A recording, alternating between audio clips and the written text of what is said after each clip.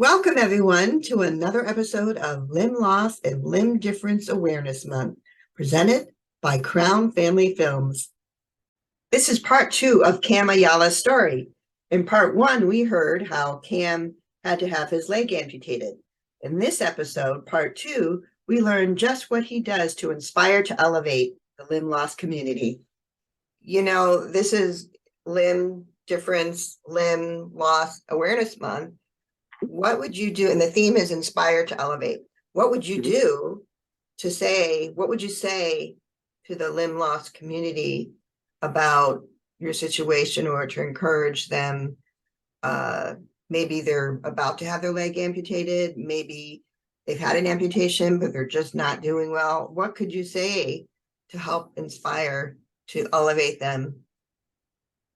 Yeah. So one of my new good friends, her name is Jamie. She's an above knee amputee as well, and she's a Paralympic trainee for snowboarding. And I was having a conversation with her, and she puts out some amazing content on her social media. And one of the things she recently said in her post for Limb Loss and Limb Difference Awareness Month is that it's okay to grieve the loss of your leg. There's so many different stages of grief. And, you know, what I would always encourage people is like, it's okay to have bad days. You're inevitably going to have bad days. Able-bodied people have bad days. You know, we're human beings here, and that's okay. And I also encourage people really to be their own advocates, because, you know, take prosthetics, for example. You know, it's almost like shopping for a car. You don't want to go to a car dealership and just be told by the car salesman, or in this case, by the prosthetist, hey, you have to use this manufacturer.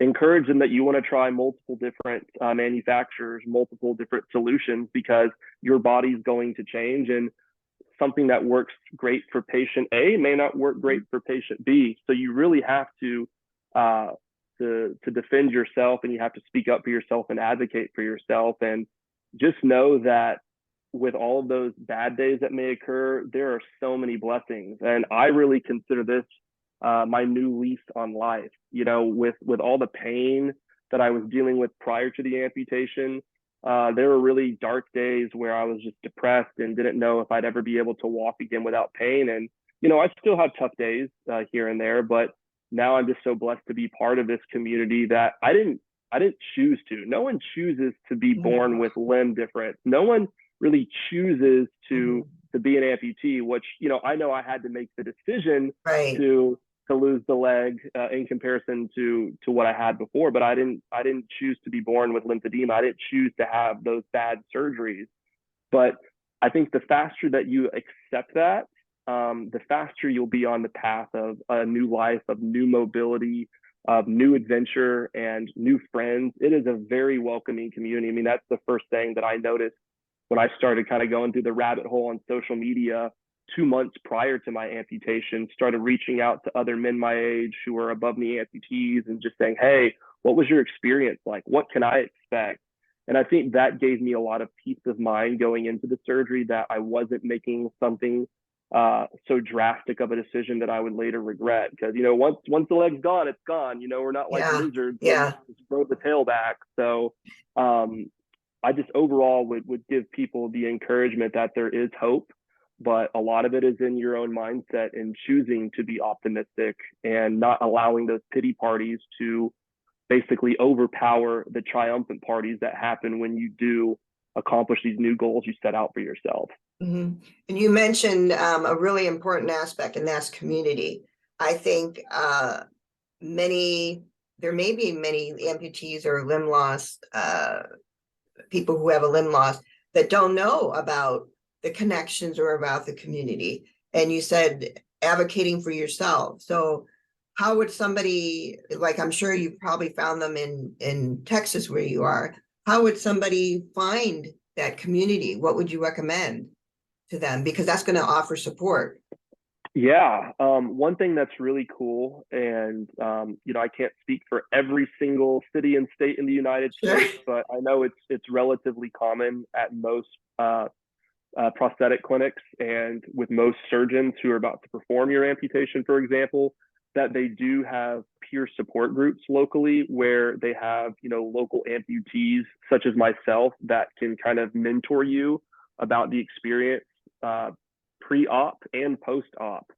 And I get frustrated at times because I feel like a lot of people that have either reached out to me on social media or that I just kind of met in person, they try to give me every excuse underneath the sun why there's no support here and there, or why this, why that. But we also live in like information overload society where we have things like smartphones and laptops where you can just go into a search engine like Google and search amputee support groups. And I guarantee you that you will find something locally or nationally that you can get all the help and answers that you want. But it has to be something that you seek out yourself. You can't necessarily expect everything to be, spoon fed to you or handed to you on a silver platter. A lot of the advocacy efforts that I've had, not only with lymphedema or with my now amputee, has come strictly because I have the desire to connect with people. And I know that once you ask, most people in this community, like I said, have been very, very kind, very helpful, and are willing to share their journey with you. So it can make you not only not feel alone, but then you can pay it forward. I think that's also very important too, is paying it forward to other people. I haven't even been an amputee for a full year yet, but it seems like I've been one for 10 years just with the quantity and quality of connections and friendships that I've forged over the past 9 months now. So it's Sure. absolutely a blessing. So you already see yourself then as a role model for younger kids who may be coming up the ranks and wanting to start competing in sports and so forth? Yes, ma'am. I try to be. I'm by no means a Paralympic athlete, and I don't really have any No, aspirations I to don't do mean that. that.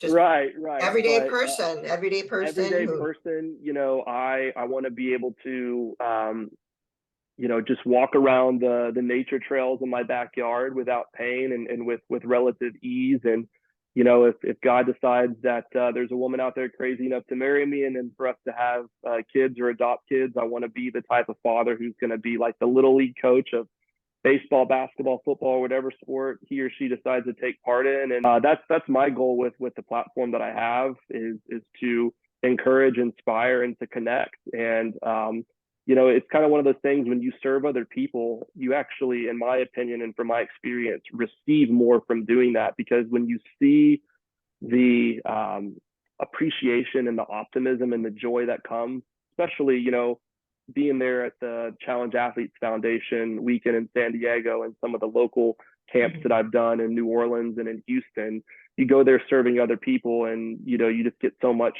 in return by seeing how much they grow just within a weekend or a 2-hour clinic. I mean, it's absolutely unbelievable. oh, what would you say then to the non-disabled community when, because there's so many perceptions, and you are a person just happens to have a leg limb loss, Right. it's like you're a man, you're Cam the man who plays guitar and likes collecting posters or pictures I see on your wall like everybody else. Concert posters, right? Yeah. I mean, yeah, just like everybody else. So what would you say to the non-disabled community? It's just a leg, but how can you change their perception of their fear or I don't want to talk because, what's he going to think if I ask these questions? And, what would you say? So I actually yesterday did a post on my Instagram, kind of highlighting that this is my first month celebrating limb loss and limb difference as an amputee, because I had my surgery in June of last year, and here we are, April. And I would say that first off, children are very curious beings, and when they point and they stare at you, or they ask their parents, what's with his robot leg, or what happened, they do that out of a place of, for the most part, curiosity. It's not out of hostility or making fun of you. And several times, like if I'm out in public and I hear that and I see that, I'll kind of just look back and smile. And if I'm not in a rush, I use that as an opportunity to educate. And obviously I'll consult with their parents. So I'm like, oh, hey, do you mind if I, show your son or your daughter a cool couple tricks or whatever? So I have a little rotator so I can spin my leg all the way around, and things like that. Their eyes just like whoa.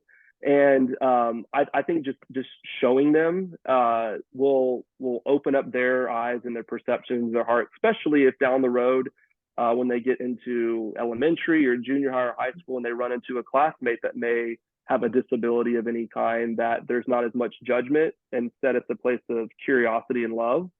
So that's my first thing for kids. Now, there's also adults who come up to me all the time who say, hey, if you don't mind me asking, what happened? Or thank you for your service, assuming that I'm a military veteran, which thank you. Not a veteran.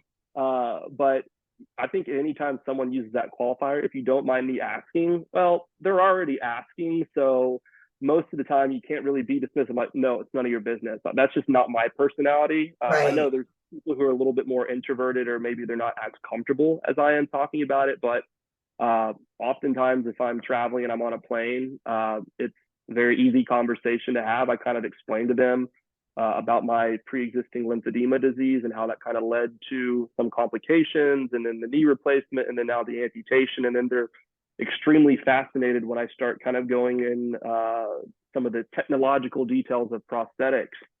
So again, I think what I would say to the able-bodied community is that we don't want to be treated any different, but at the same time, though, there are certain accommodations that we do need. That's why they have the ADA, American Disability Act, in place. So, you see here, I go to a ton of concerts.